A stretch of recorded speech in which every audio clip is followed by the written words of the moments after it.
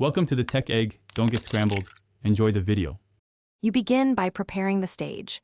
Open a new slide, pick 16, 9, and insert the objects you will animate. Once done, name items in the selection pane so you can target them precisely. This prevents accidental moves later. Group items that should move together and arrange stacking order to control visibility. Make sure to set object anchors and alignments now, because timing and motion depend on consistent start positions. This upfront organization saves time and avoids chaotic corrections mid-animation. Now you add movement. Select an object and pick an animation type: entrance to appear, emphasis to highlight, motion path to move, exit to leave. Once applied, open the timing settings, set duration and delay, and choose on click verses with previous or after previous so sequences flow. Use effect options to change direction or easing.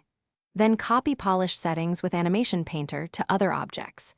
If you need complex choreography, stack short delays and adjust speeds until motion reads clearly and supports your message. Finish by previewing the whole sequence in slideshow. Watch for timing hiccups and overlaps. Once satisfied, export to MP4 or Present Live. Export ensures fonts and timings behave consistently on other machines. For interactivity, add triggers tied to clicks or object selection. If animations look wrong, check the selection pane for hidden duplicates, remove conflicting effects, and reset offending animations. Then reapply with small duration adjustments. A quick replay after each fix confirms the problem is solved. Thanks for watching. Consider subscribing if I helped unscramble your problems.